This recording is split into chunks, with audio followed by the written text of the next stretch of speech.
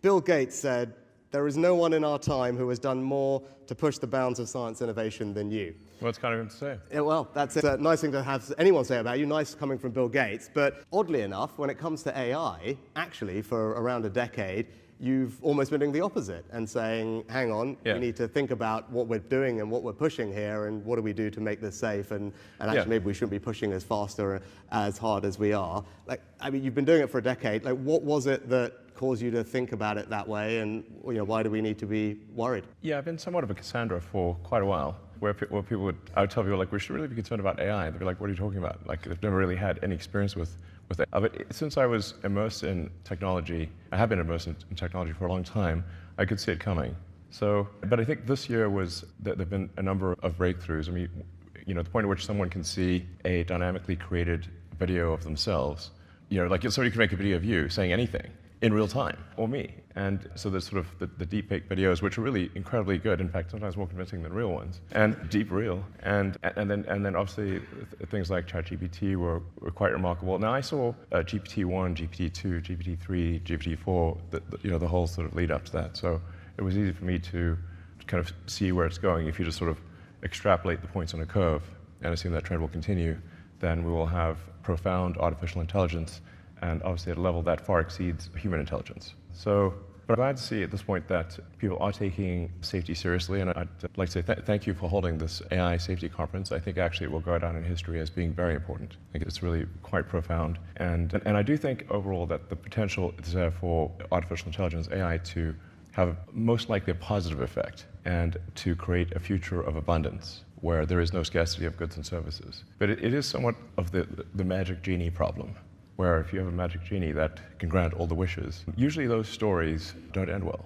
Be careful what you wish for, including wishes. So you talked a little bit about the summit, and thank you for being engaged in it, which has been great, and people enjoyed having you there, sitting in this dialogue.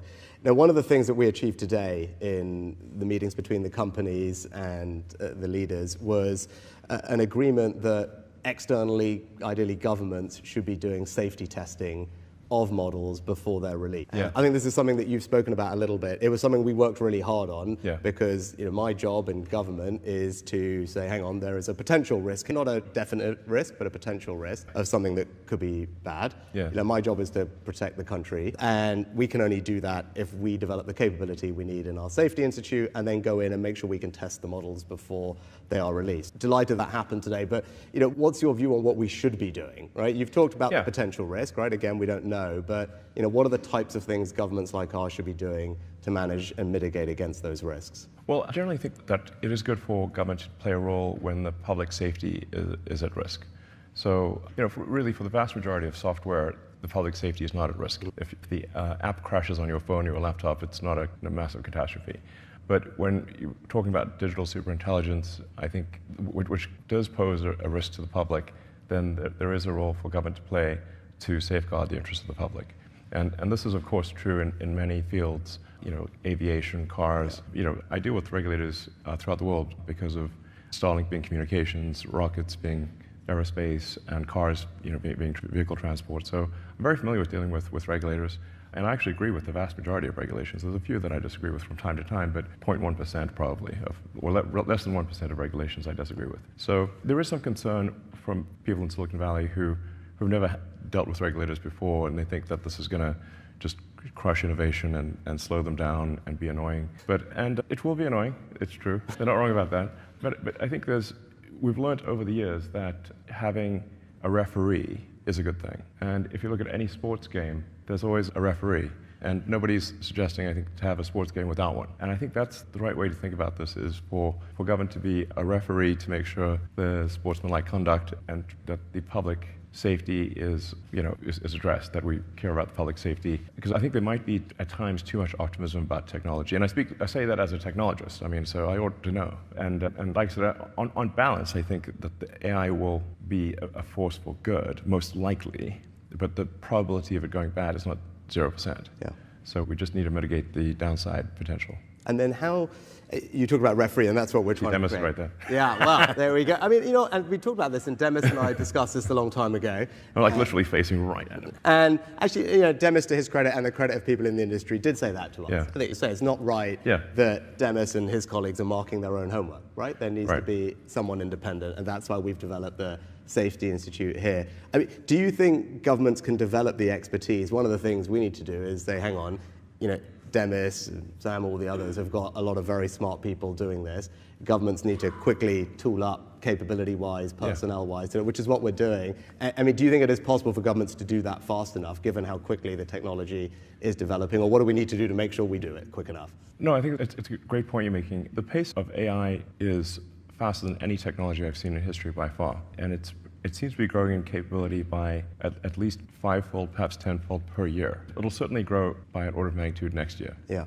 And government isn't used to moving at that speed. But I think even if there are not firm regulations, even if there isn't an enforcement capability, simply having insight and being able to highlight concerns to the public will be very powerful. So even if that's all that's accomplished, I think that will be very good. Okay. Yeah. Well, hopefully we can do better than that. Hopefully, yeah. Yeah. No, but that's helpful. Actually, we were talking before. It was striking. You're someone who spent their life in technology, living Moore's law. And what was interesting over the last couple of days, talking to everyone who's doing the development of this, and I think you'd concur with this, is just the pace of advancement here is unlike anything all of you have seen in your careers in technology. Is that fair? Because you've got these kind of compounding effects from the hardware and the data and the personnel. Yeah, I mean, currently the two leading centers for AI development are the San Francisco Bay Area and the sort of London area. And there are many other places where it's being done, but those are the two leading areas. So I think if the United States and the UK and China are sort of aligned on safety, that's all going to be a thing. Because that's where the leadership is generally. I mean, it's interesting. You mentioned China there. So I took a decision to invite China to the summit over the last couple of days. And it was not an easy decision. A lot of people criticized me for it. My view was if you're going to try and have serious conversation, you need to. But what were your thoughts? You do business all around the world. You just talked about it there. Yeah. Should we be engaging with them? Can we trust them? Is that the right thing to have done? If China is not on board with AI safety, it's somewhat of a moot situation. The single biggest objection that I get to any kind of AI regulation or sort of safety controls are, well, China's not going to do it, and therefore they will just jump into the lead and exceed us all. But actually, China is willing to participate in safety, and thank you for inviting them. And they, I think we should thank China for attending. When I was in China earlier this year, my main subject of discussion with the leadership in China was AI safety, and saying that this is really something that they should care about, and they took it seriously, and you are too, which is great. And having them here, I think, was essential, really. If they're not participants, it's pointless. It's pointless, yeah. No, and I think we were pleased. I think they were engaged yesterday in the discussions and actually ended up signing the same communique that everyone else did. That's great. Which is a good start, right? And as I said, we need everyone to approach this in a similar way if we're going to have, I think, a realistic chance of resolving it. I was going to you talked about innovation earlier and regulation being annoying. There was a good debate today we had about open source. And I think you've kind of been a proponent of algorithmic transparency and making some of the X algorithms public. And actually we were talking about Jeffrey Hinton on the way in. Yep. He's been very concerned about open source models being used by bad actors. You've got a group of people who say they are critical to innovation happening in that distributed way. Look, it's a trick. There's probably no perfect answer, and there's a tricky balance. What are your thoughts on how we should approach this open source question, or where should we be targeting whatever regulatory or monitoring that we're going to do? Well, the open source algorithms and data tend to lag the closed source by 6 to 12. But given the rate of improvement, that there's actually therefore quite a big difference between the closed source and the open. If things are improving by a factor of, let's say, 5 or more, then being a year behind is you're 5 times worse. So it's a pretty big difference. And that might be actually an okay situation, but it certainly will get to the point where you've got open source AI that can do, that will start to approach human level intelligence or perhaps exceed it. I don't know quite what to do about it. I think it's somewhat inevitable there'll be some amount of open source, and I guess I would have a slight bias towards open source, because at least you can see what's going on, whereas closed source, you don't know what's going on. Now, it should be said with AI that even if it's open source, do you actually know what's going on? Because if you've got a gigantic data file and sort of billions of weights and parameters, you can't just read it and see what it's going to do. It's a gigantic file of inscrutable numbers. You can test it when you run it. You can test it. You can run a bunch of tests to see what it's going to do, but it's probabilistic as opposed to deterministic. It's not like traditional programming where you've got very discrete logic and the outcome is very predictable and you can read each line and see what each line is going to do. A neural net is just a whole bunch of probabilities. I mean, it sort of ends up being a giant comma-separated value file. It's like, our digital god is a CSV file? Really? Okay. That is kind of what it is. Yeah. Now, that point you've just made is one that we have been talking about a lot because, again, conversations with the people who are developing the technology make the point that you've just made. It is not like normal software where there's predictability about inputs improving leading to this particular output improving. Yeah. And as the models iterate and improve, we don't quite know what's going to come out the other end. I think you would agree with that, which is why I think there is this bias for, look, we need to get in there while the training runs are being done before the models are released to understand what has this new iteration brought about in terms of capability, which it sounds like you would agree with. I was going to shift gears a little bit. You've talked a lot about human consciousness, human agency, which actually might strike people as strange, given that you are known for being such a brilliant innovator and technologist, but it's quite heartfelt when I hear you talk about it and the importance of maintaining that agency in technology and preserving human consciousness. Yeah. Now, that kind of links to the thing I was going to ask is, when I do interviews or talk to people out and about in this job about AI, the thing that comes up most actually is probably not so much the stuff we've been talking about, but jobs. It's what does AI mean for my job? Yeah. Is it going to mean that I don't have a job or my kids are not going to have a job? Now, answer as a policymaker, as a leader, is actually AI is already creating jobs, and you can see that in the companies that are starting. Also, the way it's being used is a little bit more as a co-pilot necessarily versus replacing the person. There's still human agency, but it's helping you do your job better, which is a good thing. And as we've seen with technological revolutions in the past, clearly there's change in the labor market, the amount of jobs. I was quoting an MIT study today that they did a couple of years ago, something like 60% of the jobs at that moment didn't exist 40 years ago, so hard to predict. And my job is to create an incredible education system, whether it's at school, whether it's retraining people at any point in their career, because ultimately if we've got a skilled population, they'll be able to keep up with the pace of change and have a good life. But that it's still a concern. And what would your kind of observation be on AI and the impact on labor markets and people's jobs and how they should feel about that as they think about this? Well, I think we are seeing the most disruptive force in history here. Where we have for the first time, we will have for the first time something that is smarter than the smartest human. And that, it's hard to say exactly what that moment is, but there will come a point where no job is needed. You can have a job if you want to have a job for sort of personal satisfaction, but the AI will be able to do everything. So I don't know if that makes people comfortable or uncomfortable. That's why I say if you wish for a magic genie, that gives you any wishes you want, and there's no limit. You don't have this three wish limit nonsense. You just have as many wishes as you want. So it's both good and bad. One of the challenges in the future will be, how do we find meaning in life?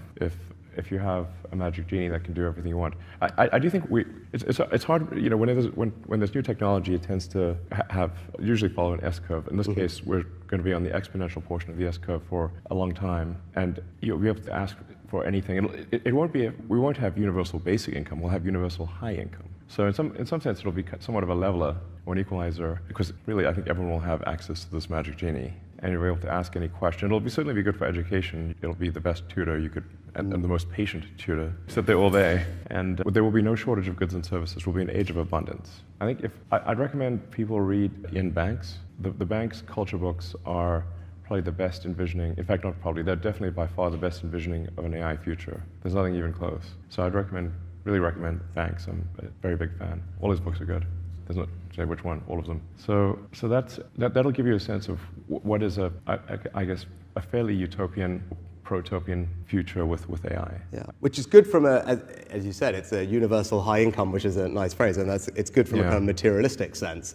Age of abundance. Actually, that it kind of then leads to the question that you posed, right? I'm someone who believes work gives you meaning, right? I talk a lot about that as a leader. I think work is a good thing. It gives people purpose in their lives, and if you then remove a large chunk of that, what does that mean, and where do you get that? Where do you get that drive, that motivation, that purpose? I mean, you were talking about it. You work a lot of hours. I do. As I was mentioning when we were talking earlier, I have to somewhat engage in deliberate suspension of disbelief, because I'm putting so much blood, sweat, and tears into a work project and burning the 3 a.m. oil. then I'm like, wait, why am I doing this? I can just wait for the AI to do it. I'm just lashing myself for no reason. Yeah. You must be a glutton for punishment or something. Call Demis and tell him to hurry up, and then you can have a holiday, right? That's the plan. Yeah. No, it's a tricky thing, because I think part of our job is to make sure that we can navigate to that very, I think, largely positive place and help people through it between now and then, because these things bring a lot about change in the labor market, as we've seen. Yeah, I think it probably is generally a good thing, because there are a lot of jobs that are uncomfortable or dangerous or sort of tedious, and the computer will have no problem doing that.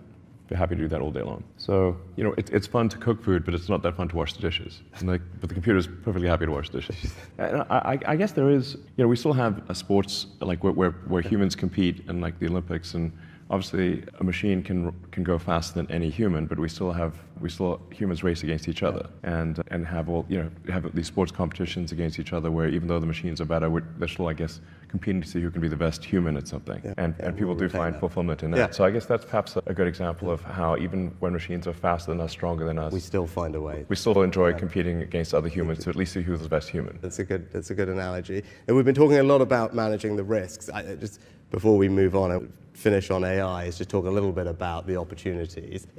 You're engaged in lots of different companies, Neuralink being an obvious one, which is doing some exciting stuff. You touched on the thing that I'm probably most excited about, which is in education. Yeah. And I think many people will have seen Salk's video from earlier this year, his TED Talk about, as you talked about, it's like personal tutor. Yeah, personal tutor, an amazing personal tutor. An amazing personal tutor, and we know the difference in learning. Having that personalized tutor is incredible compared to classroom learning. So if you can have every child have a personal tutor specifically for them that then just evolves with them over time, that could be extraordinary. And so that, for me, I look at that, I think, gosh, that is within reach at this point, and that's one of the benefits I'm most excited about. When you look at the landscape of things that you see as possible, what is it that you are particularly excited about? I think certainly AI tutors are going to be amazing, perhaps already are. I think there's also perhaps companionship, which may seem odd, because how can the computer really be your friend? But if you have that has memory, and remembers all of your interactions, and has read you can say, give it permission to read everything you've ever done. So it really will know you better than anyone, perhaps even yourself. And where you can talk to it every day, and those conversations build upon each other, you will actually have a great friend. As long as that friend can stay your friend and not get turned off or something. Don't turn off my friend, but I think that will actually be a real thing. And I have one of my sons has some learning disabilities and has trouble making friends, actually. And I was like, well, an AI friend would actually be great for him. Oh, okay. That was a surprising answer, but that's actually worth reflecting on. That's really interesting. We're already seeing it actually as we deliver, psychotherapy anyway, now doing far more digitally and by telephone to people, and it's making a huge difference. And you can see a world in which actually, AI can provide that social benefit to people. Just a quick question on X, and then we should open it up to everybody. You made a change.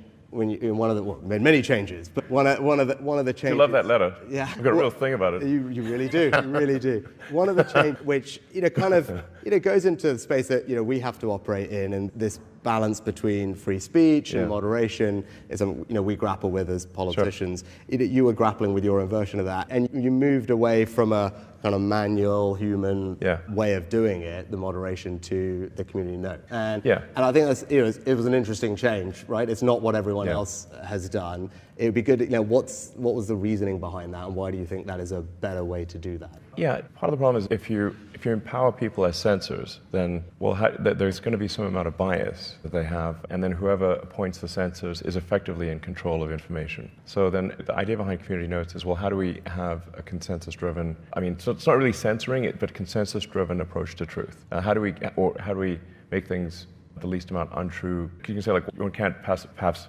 get to pure truth, but you can aspire to be more truthful. So the thing about community notes is it doesn't actually delete anything, it simply adds context. Now that context could be, this thing is untrue for the following reasons. But importantly with community notes, everything is open source, actually. So you can see the software, every line of the software, you can see all of the data that went into a community note, and you can independently create that community note. So if you see manipulation of the data, you can actually highlight that and say, well, there appears to be some gaming of the system, and you can suggest improvements. So it's maximum transparency, yeah. which is, I think, combined with the kind of wisdom of the crowds and trying to get to a better answer. And really one of the key elements of community notes is that in order for a note to be shown, people who have historically disagreed must agree. And there is a bit of AI usage here. So we'll populate a parameter space around each contributor to the community notes, and then a parameter space. So everyone's got basically these vectors associated with them. So it's not as simple as right or left. It's saying it's several hundred vectors that because things are more complicated than simply right or left. And then we'll do sort of inverse correlation. Say like, okay, these people generally disagree, but they agree about this note. Okay, so then that gives the note credibility. Okay. Yeah, that's the core of it, and it's working quite well. Yeah. I've yet to see a note actually be present for more than a few hours that is incorrect. So the batting average is extremely good. And when I ask people, say, oh, they're worried about community notes sort of being disinformation, I like, send me one, and then they can't. So I think it's quite good. I mean, the general aspiration is with the X platform is to inform and entertain the public, and to be as accurate as possible and as truthful as possible, even if someone doesn't like the truth. You know, people don't always like the truth. No. Not always. Yeah. But that's the aspiration, and I think if we stay true to the truth, then I think we'll find that people use the system to learn what is going on, and I think actually truth pays. So I think it'll be, well, I mean, assuming you don't want to engage in self-delusion, then I think it's the smart move. Excellent. Very helpful. Right, let's open it up to all our guests here. We've got some microphones. They'll come and find you. Yes, go for it. Thank you. Good evening. Alice Bentinck from Entrepreneur First. Thank you for a fascinating conversation. I suppose a question for each of you. Prime Minister, the UK has some of the best universities in the world. We have the talent. What will it take for the UK to be a real breeding ground for unicorn companies? Being a founder in the UK is still a non-obvious career choice for the most exceptional technical talent. What are the cultural elements that we need to put into place to change this? Thank you. John, you want to go first? Go for it. Sure. Well, you're right that there are cultural elements where the culture should celebrate creating new companies, and there should be a bias towards supporting small companies, because the ones that need nurturing, the larger companies really don't need nurturing. So just you can think of it sort of like a garden. If it's a little sprout, it needs nurturing. If it's a mighty oak, it doesn't need quite as much. So I think that is a mindset change that is important. But I should mention that London is, London and San Francisco, or the Bay Area, are really the two centers for AI. So London is actually doing very well on that front. The two leading locations on Earth. San Francisco is probably ahead of London, but London's really very strong. Or London area. Greater London, home counties, I guess. So I'm just saying objectively this is the case. But you do need that. You need the infrastructure. You need landlords who are willing to rent to new companies. You need law firms and accountants that are willing to support new companies. And it's generally it is a mindset change. And I think some of that is happening, but I think really it's just culturally people need to decide this is a good thing. Yeah. Yeah. No, actually, well, thanks for what you said about the UK. It's something that we work hard on. Lots of people in the room are part of what makes this a fabulous place for innovative companies, including Alice. So, Alice, what I'd say is my job is to get all the nuts and bolts right, make sure that all of you are starting companies can raise the capital that you need, everything from, your seed funding with our incredible, EIS tax reliefs all the way through to your late stage rounds, and we need reform of our pension funds, and the Chancellor's got a bunch of incredible reforms to unlock capital from all the people who have it and deploy it into growth equity, right? That is a work in progress. We're not there yet, but I think we're making good progress. We need talent, we need people. So that means an education system that prioritizes the things that matter. And you've seen my reforms. I go on about more maths, more maths, more maths. But I think that is important. But also attracting the best and the brightest here. If you look at our fastest growing companies in this country, and I think it's probably the same in the US, over half of them have a non-British founder, right? And so that tells you we've got to be a place that is open to the world's best and brightest entrepreneurial talent. So the visa regime that we've put in place, I think, does that. Makes it easy for those people to come here. And then actually it's the thing that we spent the beginning of the session talking about, the regulation, right? Making sure that we've got a regulatory system that's pro-innovation, that, of course we always need guardrails on the things that will worry us, but we've got to create a space for people to innovate and do different things. Those are all my jobs. The thing that is tougher is the thing that Elon talked about, which is culture, right? It's how do you transpose that culture from places like Silicon Valley across the world, where people are unafraid to give up the security of a regular paycheck to go and start something, and be comfortable with failure. You talked about that a lot. I think you talked about it more when you were playing games, right? But like, you've got to be comfortable failing and knowing that that's just part of the process. And that is a tricky cultural thing to do overnight, but it's an important part of, I think, creating that kind of environment. Yeah, if you don't succeed with your first startup, it shouldn't be a sort of a catastrophic career-ending thing. It should be, well, good. I think it generally should be like, well, you gave it a good shot, and now try again. And and it's. So one thing I was going to mention is, like, obviously creating a company is sort of a high risk, high reward situation, but I don't know quite how it works in the UK. I think it's probably better than continental Europe, but I'm not sure how it is in the UK. But if somebody's basically going to risk their life savings, and the vast majority of startups fail. So, I mean, you hear about the startups that succeed, but most startups consist of, a massive amount of work followed by failure. But that's actually most companies. And so it's a high risk, high reward. And so the high reward part does need to be there for it to make sense. I think that was a very soft pitch for a tax policy. But I can tell you, so look, I agree, and we have, I think, relative to certainly European countries, but certainly the US, definitely California, a much lower rate of capital gains tax, right? So for those people who are risking and growing something, like, we think the reward should be there at the end, so it's 20% capital gains tax rate. And on stock options, I don't know if we've got anyone from Index Ventures in the room. So, Index, one of our leading VC funds here, they do a regular report looking at most countries' tax treatment of stock options. And, when I was Chancellor, Treasury Secretary equivalent, we were, I think, we were pretty good, but we were 4th or 5th. And I said, we need to, for exactly the reason that you mentioned, I was like, this has got to be the best place for innovators. We need to move that up. And I think in the last iteration of that report, we had, because of the changes that Jeremy and I had made, we have moved up to, I think, 2nd from memory.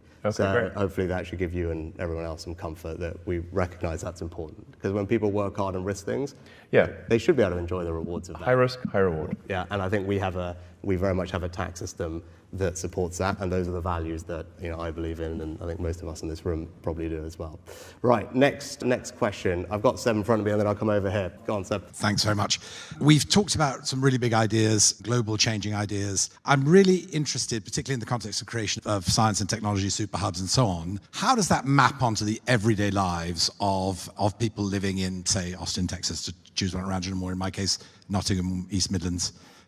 How do you see that evolving for people, every day? The sort of everyday effects of AI? For context, Elon, so Seb runs our equivalent of CVS, right, or Walgreens. So, when actually I visited, right, so he's got millions of people coming in his shops every day, and it's making sure, how do we make this relevant? I think, Seb, is your question. How is this relevant to that person? Maybe actually, I'll go first on that, because I think it's a fair point. I was just going over with the team a couple of things that we're doing, because I was saying, how are we doing AI right now that it's making a difference to people's lives? And we have this thing called gov. Which actually, when it happened several years ago, was a pioneering thing. All the government information together on one website, and so you need to get a driving license, passport, any interaction with government. It was centralized in a very relatively easy to use way. Better than most. So we're about to deploy AI across that platform. So that is something that I think several million people a day use, right? So a large chunk of the population is interacting with gov.uk every single day to do all these day-to-day tasks, right? Every one of your customers is doing all those things. And so we're about to deploy AI into that to make that whole process so much easier. Because, some people will be like, look, well, I'm currently here and I've lost my passport and my flight's in 5 hours. At the moment, that would require, how many steps to figure out what you do. Actually, when we deploy the AI, it should be that you could just literally say that and boom, this is what we're going to do, walk you through it. And that's going to benefit millions and millions of people every single day, right? Because that's a very practical way in my seat that I can start using this technology to help people in their day-to-day lives, not just healthcare discoveries and everything else that we're also doing. But I thought that's quite a powerful demonstration of literally your day-to-day customer seeing actually their just day-to-day life get a little bit easier because of something that Elon Demis and others in this room have helped create. Yeah, no, exactly. The most immediate thing is just being able to ask, like having a very smart friend that you can ask anything. Ask how to make something, how to solve any problem, and it'll tell you. So, and obviously companies are going to adopt this So I think you'll have much better customer service, I guess, essentially. That'll probably be the first thing you notice. And then we talked about education. Yeah. So having a tutor, so if you're trying to understand a subject, like having a phenomenal tutor on any subject, that's really pretty much there already almost. I mean, we need to, obviously AI needs to stop hallucinating before, it can't give you, we still have a little bit of the problem where it can give you an answer that's confidently wrong with great grammar, bullet points and everything and citations that was not real. So it has to be, okay, we need to make sure it's not giving you confidently wrong tutor answers. But that's going to happen pretty quickly where it is actually correct. So, yeah. I was going to say, for any parent who was homeschooling and realizing what their kids needed to be helped with, that will come as an enormous relief, I think. They're very good. Right, let's go questions over here. Who have we got? Have we got any microphones? Or Brent, are you there? Perfect. Hi, Brent Hobman. So, you've spoken eloquently about abundance and the age of abundance. So it feels like obviously with AI, it's everything everywhere all at once. But with robots, and to get the age of abundance, we'll need a lot of robots. I know you're working a lot on robots as well. Are there sort of constraints that we should think of and our politicians should be thinking of that one country might get heavily behind in robots that can do all of these things and enter the age of abundance and therefore be at a strategic disadvantage? Well, really anything that can be actuated by a computer is effectively a robot. So you can think of, frankly, Tesla cars are robots on wheels. Anything that's connected to the internet is effectively an endpoint actuator for artificial intelligence. So you've got Boston Dynamics. Obviously, they've been making impressive robots for a while.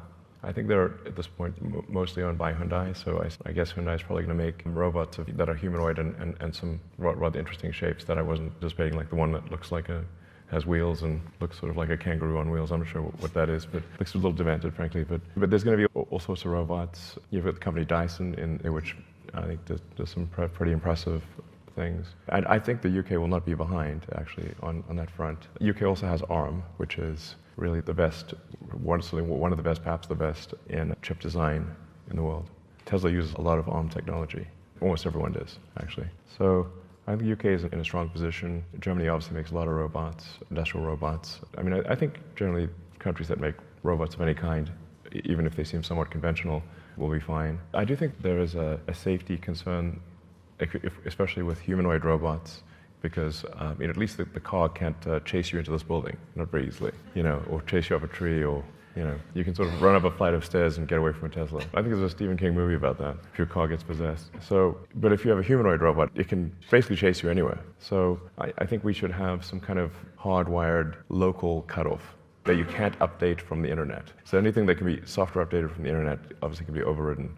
But if you have a local sort of off switch where you perhaps say a keyword or something and then that puts the robot into a safe state, some kind of localized safe state ability, an off switch, where you don't have to get too close to the robot. I don't know. So we've got millions of these things going all over the place. You're not selling it, just, like... No, I know. I'm saying this is something we should be quite concerned about, because if the robot can follow you anywhere, then, what if they just one day get a software update and they're not so friendly anymore? We've got a James Cameron movie on our hands. It's actually, it's funny you saying that, because in our session that we had today, I would say they made exactly the same point, right, Dennis? So they're talking about movies, actually, without mentioning James Cameron, they're talking about James Cameron movies. But they're saying, if you think about it, it's not just those movies, but any of these movies, trains, subways, metros, buses, they said all these movies with the same plot fundamentally all end with the person turning it off, right? Or finding a way to shut the thing down. And they were making the same point that you were about the importance of actual physical off switches. Yeah. And so all the technology is great, but fundamentally this same movie is played out 50 times, we've all watched it, and it all fundamentally, the point I'm referring to, right? It all ends in pretty much the same way, with someone finding their way to just do the thing, which is kind of interesting that you said a similar point, right? It's probably not the obvious place you'd go to, but maybe that could be one of the tests for the AI. We should say, like, blank is your favorite James Cameron movie. Fill in the blank. Yeah, excellent. Right, yes, we got over there. Yep, perfect. Hi, question for you both. So I'm a founder of a AI and ML scale-up in the third centre for AI, which is Leeds in the north of England. I'm a bit biased. Since the launch of ChatGPT, 3 months after that, we saw a real increase in phishing attacks using much more sophisticated language patterns. What do we do to protect businesses, consumers, so that they trust this technology better, and how do we bring them along that journey with us? Well, I think we shouldn't trust it that much, actually. It is actually quite a significant challenge, because we're getting to the point where even open source AI can pass human capture tests. So, this is, are you a human? identify all the traffic lights in this picture. You're like, okay, AI is going to have no problem doing that. In fact, it'll do it better than a human and faster than a human. So we're like, how do you, at the point at which it's a better passing human test than humans, then, well, what tests actually make sense? That is a real problem. I don't actually have a good solution to it. That's one of the things we're trying to figure out on the X platform is how to deal with that, because we really are at the point where even with open source, readily available AI, you don't need to be sort of leading the field. You can actually be better than humans at passing these tests. And that's sort of why we're thinking, well, perhaps we should sort of charge $1 or £1 a year. It's a very tiny amount of money, but it still makes it prohibitively expensive to make 1 million bots. So, or especially if you need 1 million payment methods, then you run out of sort of stolen credit cards pretty quickly. So that's sort of where we're thinking, like, we might have to sort of just charge some very tiny amount of money, 0.3 cents a day effectively, to deal with the onslaught of AI-powered bots. And that is still a growing problem, but it will be, I think, perhaps an insurmountable problem next year. So, and then you have to worry about, well, manipulation of information, making something seem very popular when in fact it is not, because it's getting boosted by all these likes and reposts from AI-powered bots. So that's why I sort of think somewhat inevitably it leads to some small payment in order to dramatically increase the cost of a bot. So frankly, I think probably any social media system that doesn't do that will simply be overrun by bots. I think my general answer would be, we need to show that we are on top of mitigating the risks, right? So people can trust the technology. That's what actually the last couple of days has been about on the Safety Summit, is just showing, we're investing in the Safety Institute, having the people who can do the research on these things to figure out how we mitigate against them. And we have to do it fast, and we have to keep iterating it. Because I think all of us probably in this room believe that the technology can be incredibly powerful, but we've got to make sure we bring people along that journey with us, that we're handling the risks that are there. And as I said, there's a job to do. And the last couple of days, I think we made good progress on it, because we want to focus on the positives and manage these things, but that requires action.